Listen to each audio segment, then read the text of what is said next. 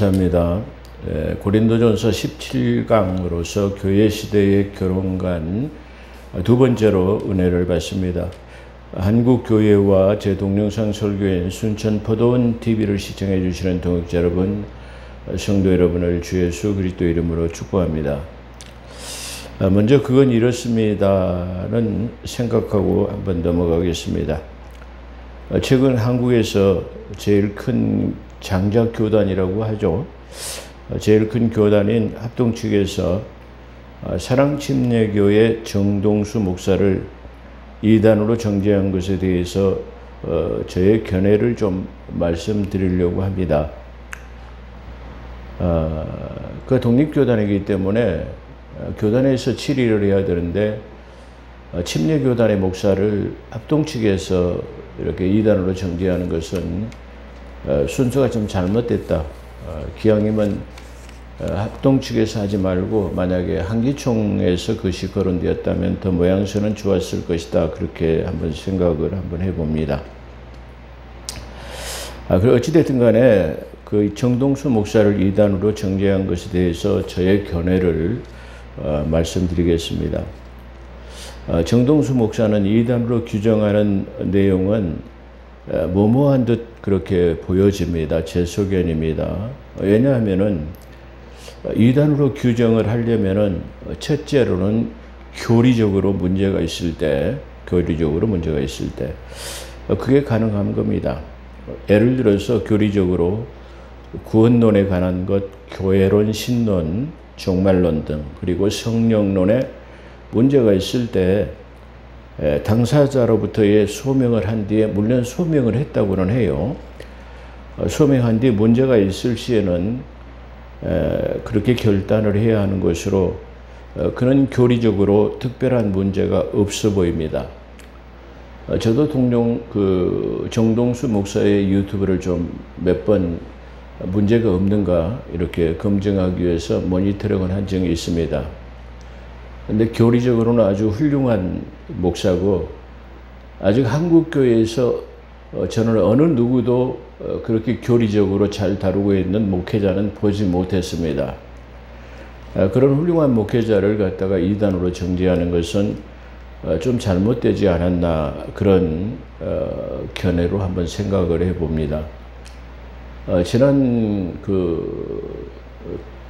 탄핵 사건에서도 어느 누구도 함구하고 있는 그런 때에도 자기 소신을 정확하게 밝히고 거리에 나와서 이렇게 봉사하고 활동하는 모습은 한국교회 대형교회에서 찾아보기 힘든 그런 행보로서 그 양심에 따라서 행동하지 않는 사람은 악의 축이다, 악의 편이다 이렇게 하는데, 그런 광야에 치는 자의 소리처럼 나서서 이렇게 교리적으로 문제가 없고 이렇게 솔선하는 모습은 참으로 좋아 보이는 그런 모습이었다. 그렇게 한번 생각을 해 보았습니다.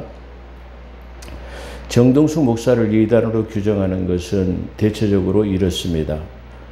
첫째, 신학사상으로는 어떤 신학을 했는가, 어디서 공부했는가, 뭐 이런 것, 그리고 그의 신학사상을 묻는 것이죠. 두 번째로는 킹제임스 성경 우월주의에 관한 것, 그들은 킹제임스 성경만이 가장 번역이 잘 됐다. 그래서 킹제임스 성경으로 구원받아야지 그렇지 않는 성경은 잘못된 것이다. 이렇게 주장하는 것을 말하는 거죠. 성경 우월주의에 관한 것. 그 다음에 세 번째로는 사도신경과 새벽기도에 축도를 하지 말라는 것에 대한 그런 것으로 교리적으로는 이런 것들은 교리적으로는 문제가 되지 않습니다. 그래서 그런 문제를 갖다가 이단성으로 정죄해야 할 만한 것이 없으며, 그가 소속된 침례교단도 침례교단에 속해 있지 않는 독립교단인 그런 독자적인 교회를 지향하는 것으로서, 독립교단은 또한 독립교회로서의 모양새는 전혀 성경적으로 문제가 없다. 왜 그러냐면 성경 자체에서 나오는 모든 교회의 모형은 로컬 처치, 지역 교회로 나타나기 때문에 에큐메니컬 연합인 교단 거권주의와는 좀 거리가 멀기 때문에 전혀 그런 거에서도 문제가 없다. 이렇게 한번 생각을 해 보았습니다.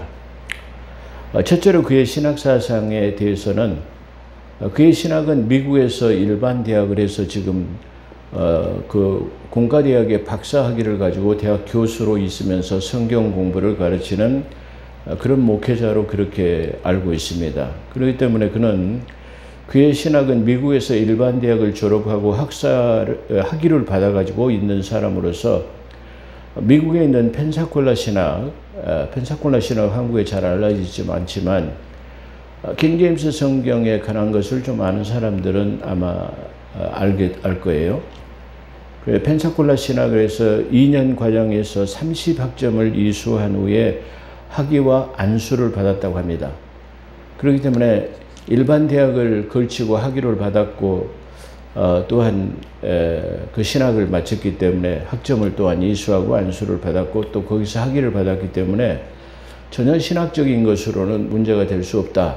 어떻게 보면 이렇게 출중한 학벌을 가지고 있는 사람도 한국 교회에 별로 없는 것 같아요. 제가 볼 때도. 그런 측면에서 보면 이 사람은 아주 중요한 학력을 가지고 있는 분이다. 이렇게 말할 수 있고요. 그는 학위를 가진 사람으로서 대학에서 강의를 하고 있고 또 미국에서 유수한 그런 신학교에서 공부를 하고 학위를 받았고 학점을 이수했기 때문에 전혀 문제가 없다. 이런 문제에서 어떻게 떳떳하게 말할 수 있는 사람이 우리 한국 교회에서 몇몇이나 될 수 있을까? 이렇게 한번 생각해 볼 수 있습니다. 그래서 펜사콜라 신학은 피터 너그만 박사가 학장으로 있는 킹제임스 성경에 관한 독보적인 교수로 미국에서 정평에 있는 그런 학장으로 그렇게 나타납니다. 물론 그가 이게 킹제임스 우월을 말하기 위해서 다른 잘못된 성경의 비평을 많이 하기 때문에 비평가로도 많이 알려져 있긴 합니다. 그렇지만 어떻게 보면은 아주 그렇게 훌륭한 학장이다 이렇게 볼 수 있습니다. 또한 한국에서 말씀 보존학회를 이끌던 이성호 목사 역시 항공기 조종사였지만 그가 그것을 그만두고 미국의 펜사콜라 신학에서 공부한 뒤에 한국에서 한글 킹제임스 성경을 보급하는 그런 사역을 한 사람으로 그렇게 알고 있습니다.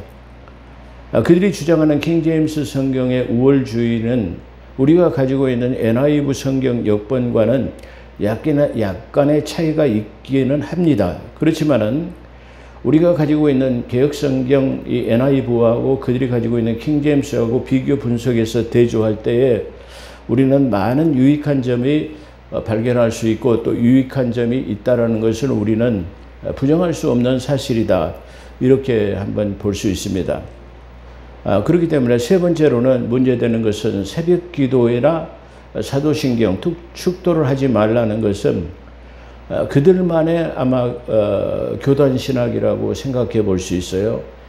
정통교단에서도 목회자의 신학사상이나 철학에 따라서 이 사도신경이나 주기도문은 반복된 기도이기 때문에 하지 않는 사람들도 많이 있습니다. 그렇기 때문에 그걸 않는다고 해서 교리적으로 전혀 문제가 되는 것은 아니기 때문에 축도 역시 그런 것도 물론 성경에서는 축도를 명시하고 있습니다. 고린도후서 13장 13절에서 우리 한국에서도 보면 축도하는 목회자들을 보게 되면 축도의 원형은 고린도후서 13장 13절에 나와 있는 찌어다라는 것으로 맞춰야 합니다. 그럼에도 불구하고 이 교회 시대의 축도를 갖다가 구약에 나와 있는 모세의 그 축도로 해서 너희는 이렇게 기도하라는 민수기 6장 28절 이하, 23절에서 28절 이하에 축원합니다라는 말로 이렇게 축도합니다. 그렇다고 한다면 그것도 잘못된 축도잖아요. 그 잘못된 축도라고 해가지고 그를 이단으로 지칭할 겁니까? 이단으로 정죄할 겁니까? 그건 아니잖아요. 이 정통교단에서도 축도도 할 줄 모르는 목회자들이 얼마나 많이 있는데 축대를 가지고 문제 삼는다. 축대를 하고 안 하고에 따라서 갖다가 그것을 이단으로 정죄할 수는 없는 것이다. 이렇게 한번 생각해 볼 수 있습니다. 정동수 목사는 킹제임스 성경 마제스티 에디션이라고 하는 그 책을 흠정 번역 성경이죠. 흠정역이라고 하는 마제스티 에디션이라고 하는 책을 번역 출간했지만 똑같은 킹제임스 성경의 이송, 말씀 보존학회죠. 성경인 똑같은 킹제임스 성경인 이송호 목사와는 다른 노선을 취하고 있는 것도 분명하고, 또한 그들은 같은 킹제임스를 가지고 있으면서 서로를 적대시하는 그런 경향으로 나타나고, 이 말씀 보존학회에서 이 정동수 목사를 많이 공격하는 그런 모양새를 보이고 있는 것도 또한 사실입니다. 그럼에도 굳건하게 자기 자리를 지키는 그 정동수 목사의 목회 자세는 아주 훌륭하다, 그리고 그런 것을 본받아야 할 것이다 라는 그런 생각을 한번 또한 해봤습니다. 또한 그를 이단으로 정죄하는 데는 일조한 사람은 미국에 목회하는 김홍기 목사라는 사람이 이 정동수 목사를 공경하는 제가 유튜브를 봤습니다. 근데 그가 주장하는 내용도 편협하기 짝이 없는 그런 내용들로 그렇게 구성이 되었습니다. 또한 한국에서는 이단 대책에 언젠가 이 사람이 이렇게 유명해졌는지 저는 모르겠어요. 진용식 목사라는 사람이 또한 그들만의 우리 교회만 나와라 이렇게 한 그런 부분이 좀 잘못됐다 그렇게 주장하는데, 그 전용식 목사의 논리적인 것도 조금 부족하다라는 그런 생각을 해보았습니다. 어찌됐든 간에 이단으로 정죄하는 것은 대단히 조심하고 많은 연구를 통하고 검증을 해야 되고, 또 이게 본인을 불러가지고 소명을 하고 시정하고 배울 건 배우고 이렇게 해야 되는데, 이런 이 과정을 거치지 않고 이단으로 정죄하는 것은 목회 생명을 끊는 것과 같은 것이기 때문에 대단히 중요하기도 합니다. 어떤 목사가 제가 그런 사람을 이렇게 지지하고 옹호하기 때문에 또 저를 공격하는 사람이 있을지 모릅니다. 근데 저는 그런 거 개의치 않습니다. 우리 한국교회의 특이한 것은 이단으로 정죄가 되면 더 교회가 부흥하더라고요. 우리 실례로 보면은 유광수 목사나 뭐 김기동 목사나 또 변수구 목사나 다 이단으로 정죄했지만, 오히려 이단으로 정죄된 뒤에 교세가 더 커지는 것은 어떤 현상일까요? 저는 한번 그렇게 생각해 보았습니다. 중요한 것은 누가 어떻게 뭐라고 말하느냐가 중요한 것이 아니고, 성경이 뭐라고 하느냐, 하나님이 뭐라고 말씀하시느냐가 중요하지, 교단이나 교권주의가 중요한 것은 아니다. 이렇게 한번 생각해 볼 수 있습니다. 제 동영상 설교를 시청해 주시는 동역자 여러분, 만약에 그런 것들을 우리가 판단할 때는 성경적으로 대단히 조심해야 한다는 것을 한번 제언을 드립니다. 자, 본문으로 은혜 받습니다. 고린도전서 7장 8절에서부터는 결혼에 관한 것으로 계속됩니다. 다시 말하면 이 8절에서 16절까지의 내용은 독신주의와 이혼한 가부들, 그리고 부부관계에 믿지 않는 부부간에 살 때의 공존관계, 다시 공생하는 방법, 그리고 한쪽만 믿었을 때에 파생되는 것을 어떻게 해결해야 될 것인가라고 하는 부부간의 결혼관, 독신주의, 혼자 사는 가부들, 호라비들, 이런 사람들에게 관한 내용이다, 그렇게 말할 수 있습니다. 그렇기 때문에 오늘 이 고린도전서 7장 8절에서 16절의 내용은 결혼 생활의 어떤 부부간의 관계를 잘 다루고 있는 측면이다.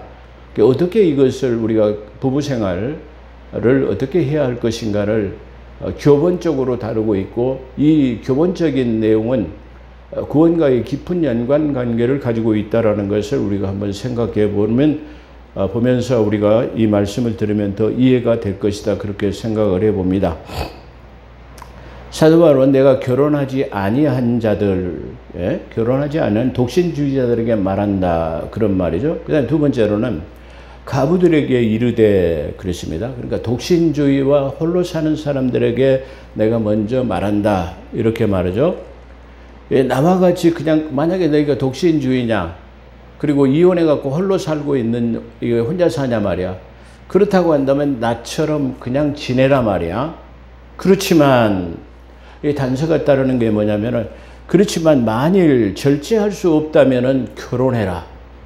만약 독신으로 살면서 절제 없는 음욕이나 방탕한 생활이 이어질 수 있다고 한다면 그거는 결혼해야 된다 말이야. 절제할 수 없으면 해야 된다 말이야. 그렇게 말하고 있는 거예요. 대부분 독신주의자들이 누구에게 구속받기 싫은 거예요.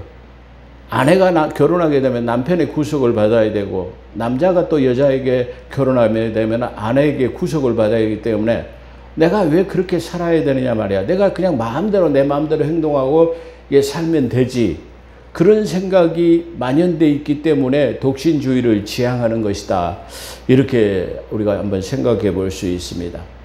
그런 측면을 지금 이 사도 바울은 정확하게 이 교회 시대를 살아가는 우리에게 질타하고 있다. 가르쳐주고 있다. 이렇게 말할 수 있습니다. 그렇기 때문에 혼자 사는 사람, 독신주의와 가부들에게 그냥 지내라 말이야. 지내는 건 좋다 말이야. 그런데 만약에 절제할 수 없거든 이게 결혼해라 말이야. 정욕이 불같이 타는 것보다 결혼한 것이 낫다. 정욕이 불릴 듯 이래가지고 제약시 되어지면은 그게 오히려 더 안 좋은 것이다. 이렇게 말하는 거죠. 그래서 결혼한 자들에게 명하노니, 여기서 명하는 자는 내가 아니요. 이 앞전에도 이 말씀에 대해서 언급했어요. 그래서 명하는 자는 내가 아니요. 주님이시라. 주께서 명령하신단 말이야. 지금 이것을 말하는 거죠. 그 여자는 남편에게 갈라서지 말라. 이혼하지 말라는 거죠. 그 다음에 만일 갈라서려면 그대로 지내고 다시 그 남편하고 합하든지 하라. 남편도 아내를 버리지 말라. 그 나머지 사람들에게 말하노니. 자, 이게 무슨 말입니까? 만약에 그 여자가 남편하고 갈라선다고 한다면은 갈라서고 나서 독신으로 살지 다시 재혼하지 말라. 그럼 혼자 사는 게 좋다 말이야. 근데 만약에 혼자 사는 것이 여의치 않으면은 다른 남자와 결혼하는 것보다는 원래의 남편하고 합하는 것이 낫다 말이야. 그거를 한번 볼 수 있어요.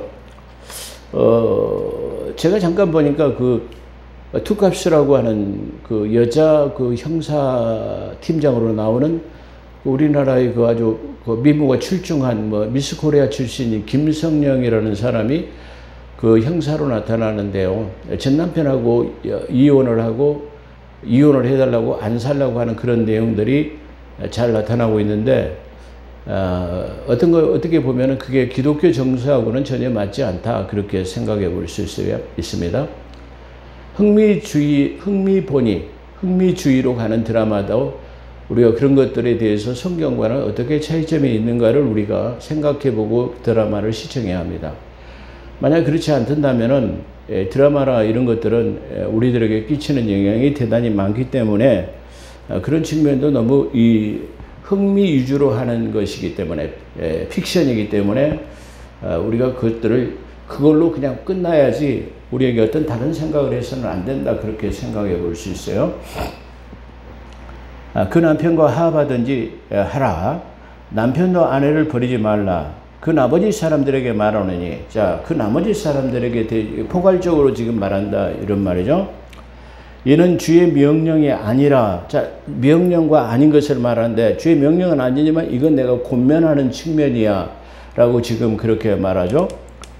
그래서 만일 어떤 형제에게 믿지 아니하는 아내가 있다면 남편과 함께 살기를 좋아하거든 그를 버리지 말며, 어떤 여자에게 믿지 아니하는 남편이 있어 아내가 함께 살기를 좋아하거든 남편을 버리지 말라. 자, 이 말은 무슨 말이냐면, 그러면은 아내가 신앙을 가진 사람이야. 근데 남편은 믿지 않아. 근데 남편이 이혼하기는 싫어하고 믿는다 할지라도 아내와 살기를 원한다면 그냥 이혼하지 말고 버리지 말아야 된다는 걸 말해요. 반대로 남편이 믿고 아내가 안 믿는다면 바로 이런 상태에서도 물론 생각의 구심점이 좀 다르긴 하겠죠. 그렇지만 헤어지지 않고 그냥 살기를 원한다면 이혼하지 말아라. 반쪽짜리 집안의 신앙을 지금 말하는 것이죠. 그렇다 할지라도 믿지 않는다 할지라도 그 믿음의 관계에서 서로 생각이 다르기 때문에 이혼하는 경향이 있지만, 될 수 있으면 그런 관계라 할지라도 만약에 살기를 원한다면 당신하고 나하고 신앙이 다르기 때문에 나는 당신하고 살기가 힘듭니다. 이혼해 주십시오라고 한다면 이혼을 해라. 그렇지만 그렇지 않을 경우에는 그를 버리지 말고 살아야 하는 것을 지금 말하고 있어요. 아주 지금 이 결혼에 관한 것, 부부에 관한 것, 믿지 않는 자와 같이 살아갈 때에 아주 디테일한 것까지 지금 사도 바울은 언급하고 있다. 이렇게 말할 수 있어요. 그래서 어떤 여자가 믿지 아니하는 남편이 있어 아내와 함께 살기를 좋아하거든 남편은 버리지 말라. 믿지 아니하는 남편이 아내로 말미암아 거룩하게 되고, 자, 중요합니다. 거룩하게 되고, 구원받게 되고가 아니고 거룩하게 되고라는 말이 좀 특이합니다. 설명하겠습니다. 믿지 아니하는 자에게 아내가 남편으로 말미암아 거룩하게 되나니, 여기서도 두 말 똑같이 거룩이라는 단어를 쓰고 있습니다. 그렇지 아니하다면 너희 자녀도 깨끗하지 못하리라, 그런 말이에요.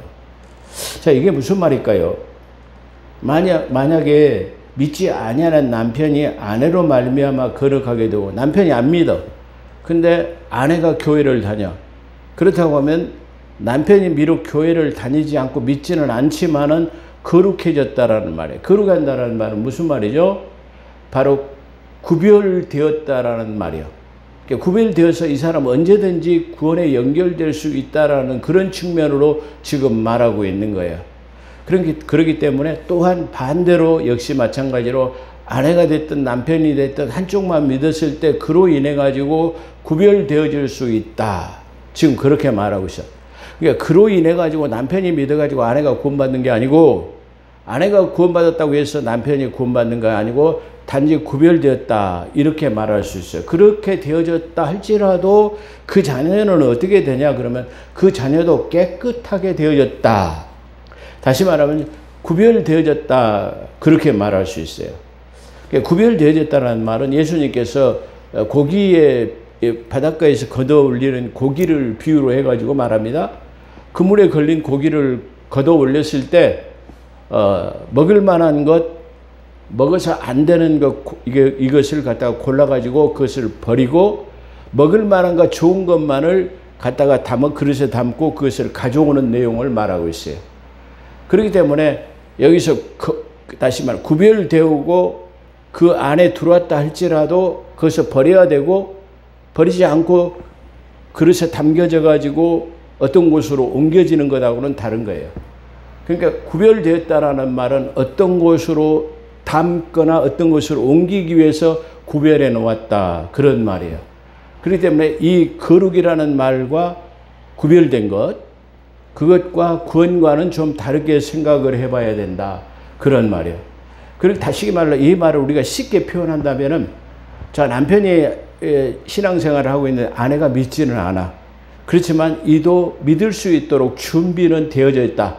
언제든지 다시 말하면 구원받을 수 있는 그런 상태는 유지하고 있다, 이렇게 볼 수 있다.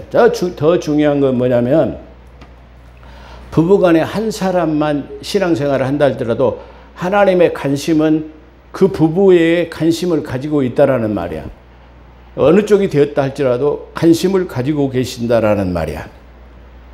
그 지대한 관심은 한쪽에서의 온전한 가정으로 거듭나기를 바라고 두 사람 다 구원받기를 원한다.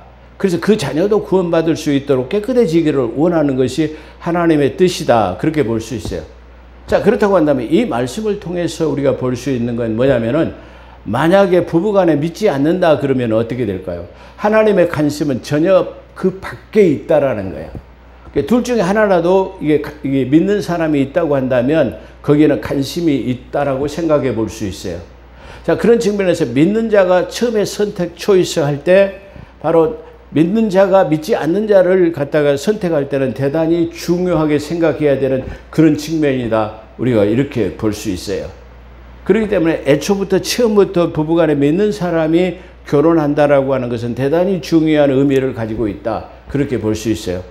믿지 않는 자의 관계는 그나마도 하나님의 관심이 없고, 만약에 한쪽이라도 만약에 믿지 않은 사람을 통해 가지고 내가 결혼한다면 그 사람을 하나님 앞으로 인도하고 구원받을 수 있도록 할 수 있는 그런 자신감이 있었을 때는 결혼하란 말이야.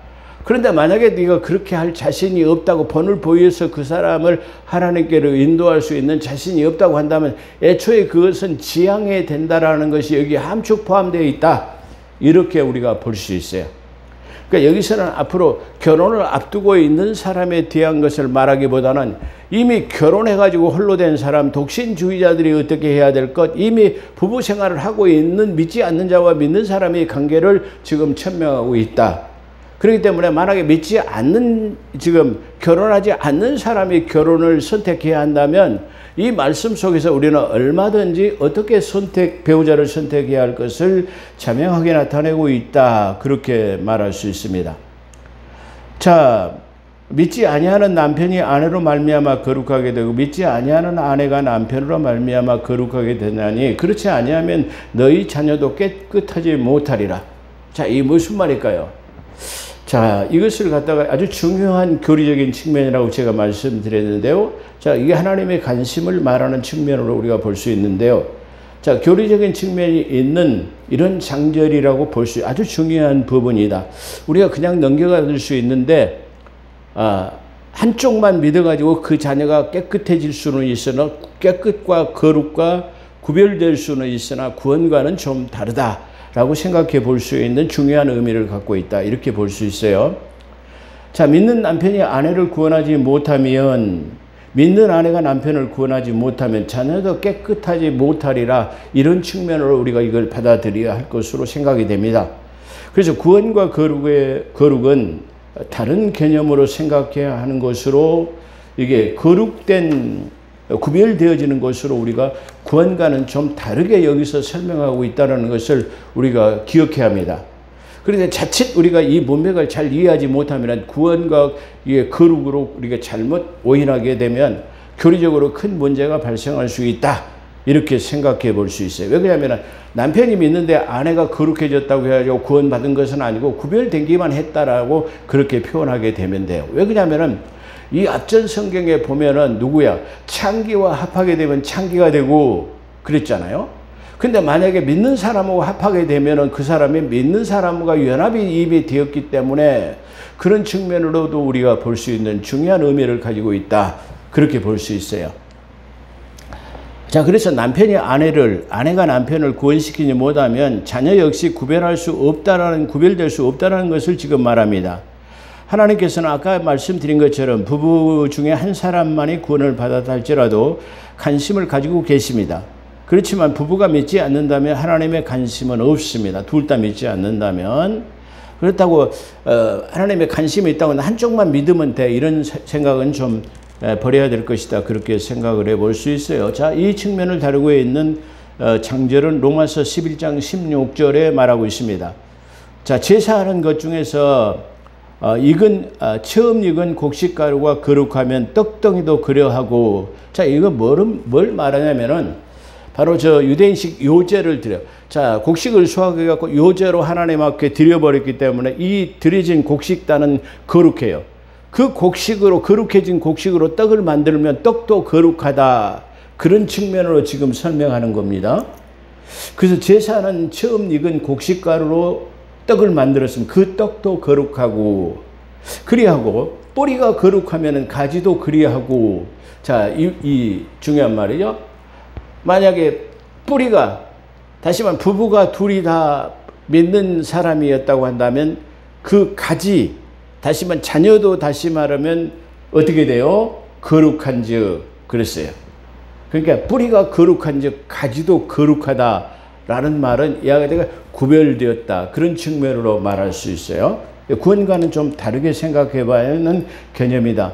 그렇지만 중요한 의미를 가지고 있다. 그렇게 말씀드릴 수 있어요. 자, 뿌리가 거룩한즉 가지도 그러하니라. 부부가 만약에 믿어가지고 자녀를 낳으면 자녀도 역시 구별된 그런 측면이다. 자, 이것을 로마 가톨릭인 천주교에서는 어떻게 지금 생각하고 있느냐, 이렇게 한번 생각해 볼 수 있어요.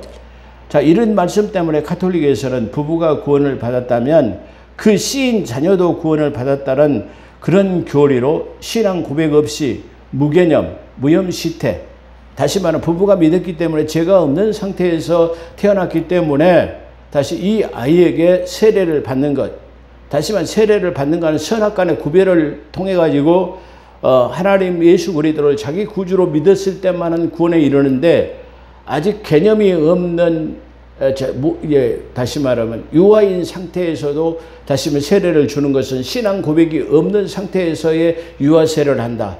제가 언젠가 설명을 드렸습니다만은 카톨릭에서 유아 세례를 하는 것과 오늘 기독교에서 유아 세례가 하는 것은 바로 이 유아 세례는 바로 기독교적인 것이 아닌 이단 사상 같은 카톨릭에서 다시 말하면 흘러들어온 것이기 때문에 다시 말하면 뭐라고 해야 되죠? 이 유아 세례는 우리 기독교라고 하는 교회에서는 지향해야 된다. 지향하지 말아야 된다. 지향이라고 하면은 그것을 따라야 된다. 지양이라고 말하면 그것을 다시 말하면 고쳐야 된다. 그렇게 말할 수 있어요. 그렇기 때문에 지양해야 된다라는 말은 그것을 하지 말아야 된다라는 그런 측면으로 말하고 있습니다. 그래서 가톨릭에서는 부부가 구원을 받았다면 그 씨인 자녀도 구원받았다는 교리로 신앙 고백 없이 무개념의 상태에서 어린아이에게 신생아에게 세례를 주는 것을 바로 이 장절에서 말하고 있지만 여기서 이 장절도 그렇게 이게 하나님 앞에 드려져 갖고 구별되어졌기 때문에 바로 이 구별된 이 다시 말해 곡식으로 떡을 만들면 그것도 역시 구별되어진 것이다. 그런 것처럼 뿌리가 구별되었다면 자녀도 구별되어졌다라는 말, 구원과는 다르게 말하고 있다는 게 아주 독특하고 중요한 의미다. 그렇기 때문에 고린도전서는 많은 교리적인 것을 담고 있다는 측면은 바로 제가 그런 측면에서 말하는 거예요. 자, 이것을 잘 이해하지 못하면 혼선을 가져올 수 있지만은 이걸 그래서 혼선을 가져오지 않도록 로마 가톨릭이나 제가 거룩과 구원에 관해서 분명하게 말씀드리는 이유도 바로 그런 것입니다. 자, 그런 측면에서 부부는 상대방을 구원해야 한다라는 그런 의미를 가지고 있어요. 그 강한 압박을 가하고 있다. 이렇게 말할 수 있습니다.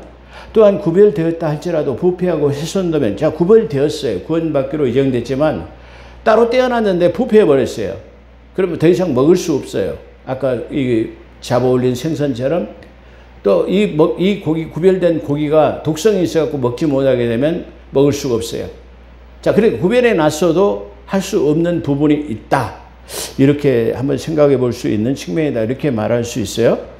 자, 부패하고 훼손되면 그 그릇에 담을 수가 없는 것처럼 구원할 수 없는 것을 말하고 있습니다. 혹 믿지 아니하는 자가 갈리거든 갈라지게 하라. 형제나 자녀에게 이런 일에 구해야 될 것이 없다. 자, 그런데 부부간에 살아요.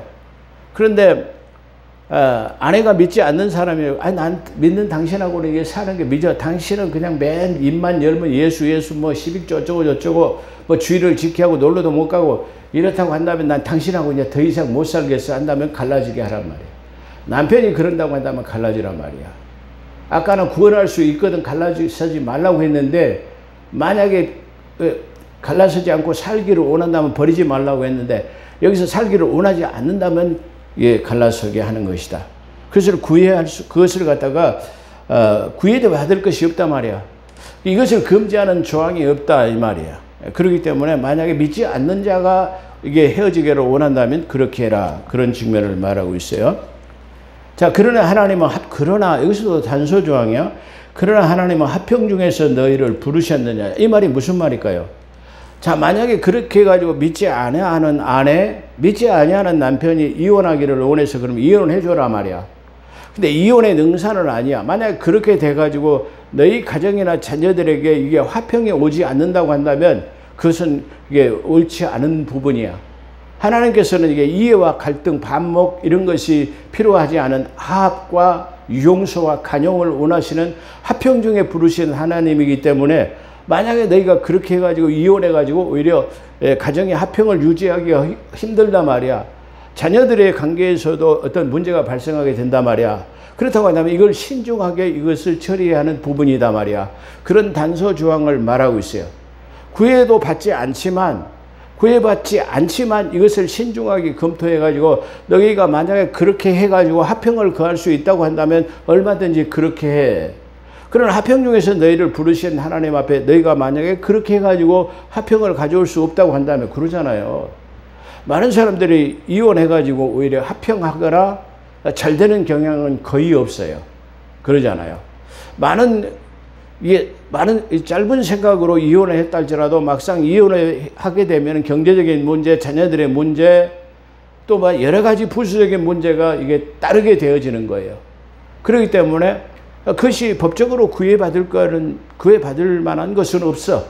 그렇지만 너희는 하평 중에 하나님께서 하평하라고 부르셨는데 그 하평이 이것으로 인해 가지고 깨어진다고 한다면 그것은 신중을 기해야 할 것이야 라고 말하는 것입니다. 그렇다고 한다면 하나님께서는 화평 중에서 너희를 부르셨느니라. 아내된 자여 내가 남편을 구원할지 어찌 알 수가 있냐. 남편 된 자여 내가 아내를 구원할지 어찌 알 수 있느냐 말이야. 자, 그렇다고 한다면 만약에 믿지 않는 사람이 이게 너로 인해 가지고 아내를 구원받고 또 아내가 너로 인해서 남편을 구원하게 된다면 이게 얼마나 하나님께서 기뻐할 수 있는 일이냐, 이렇게 지금 말하고 있는 것입니다. 결론을 말씀드린다면 결혼이란 이 말씀을 통해서 믿는 자와 함께하는 것, 그리고 부부의 관계에서도 구원의 최우선을 두는 것을 볼 수 있습니다.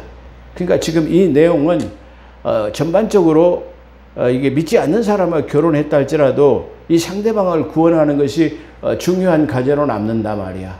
예, 그렇게 지금 말하고 있어요. 그렇기 때문에 이 고린도전서에서 오늘 나타나는 것도 이 구원의 최우선점을 두고 있는 것이 아주 중요하다, 이렇게 말씀드릴 수 있을 것입니다. 오늘 여기까지 말씀드리겠습니다. 기도하겠습니다. 거룩하시고 자비로우신 하나님, 오늘 하나님 고린도전서 교회 시대의 결혼관 두 번째로 하나님 우리가 은혜를 나눴습니다.